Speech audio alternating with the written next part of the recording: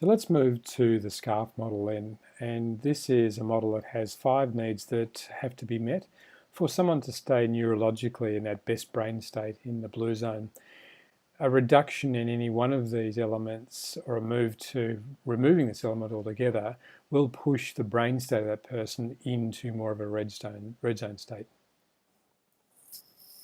The next need that's necessary in this model to maintain general good state of engagement and happiness is certainty.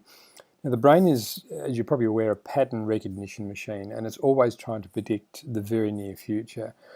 And these patterns become difficult for the brain when the brain can't predict the future.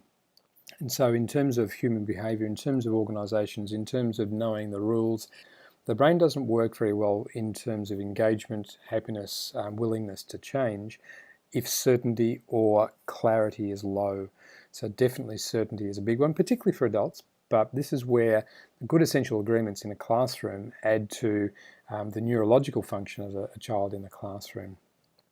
Autonomy increasingly becomes important throughout age. At a very young age, autonomy is not really relevant and not in the conscious awareness of a child. It starts to exert itself quite clearly in the later primary years, and as students head towards puberty and into teenager ages, autonomy becomes very, very significant. It remains significant for adults, and in fact for adults in an organisation, if you remove certainty and autonomy, you will create significant red zone states across the organisation. Relatedness is very much about the way I connect with others. It's to do with status in some ways. It's connected to that idea. But we are social beings. Learning is social. And relatedness is all about collective agreements. It's about the way we behave together. It's about the fact that I join and belong to a group, that we have a set of common understandings.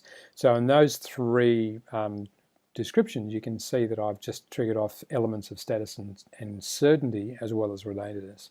So relatedness is a very strong and useful part of building an essential agreement in a classroom.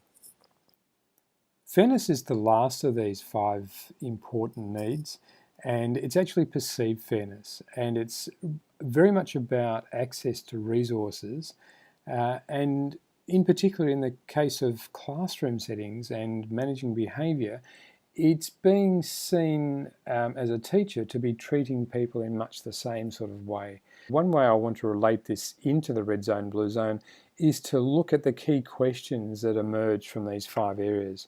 So effectively, in terms of status, someone is asking, how important am I? This could be applying to personal relationships, classroom settings, organisational settings, all sorts of situations. Certainty is very much about how certain am I. I know myself. If I'm uncertain, I'm unsettled, and that's my brain responding to that. Autonomy, can I make a choice? If my choice is unavailable to me, then it will begin to trigger some of these red zone responses. And certainly autonomy and the ability to make a choice and then face the consequences is a very important aspect of any student behaviour management system. How connected am I to the people around me in terms of relatedness, and how fair is it, quite clearly?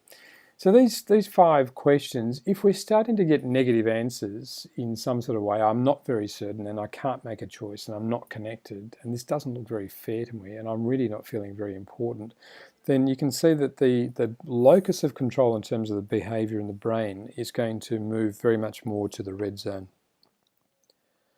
And you can see here that this is how this is working. So the SCARF model is a central set of needs. When these needs are not being met, the tendency of the brain is to move towards areas that are much more me-oriented. I have much less control and I have much less awareness. When the SCARF needs are being met, then my brain is moving into the realm where I have more self-awareness, more self-control, and I have a you, we sort of classroom, if you like, orientation. I'm much more group oriented. So the SCARF model, the usefulness of the SCARF model here is to understand the dynamics of engagement in a classroom and essential agreements and behaviour management systems that impact on the neurological state. And the preferred one quite clearly is blue zone, because that's where we're getting the much better outcomes in terms of long lasting and sustainable, useful and developmental classrooms.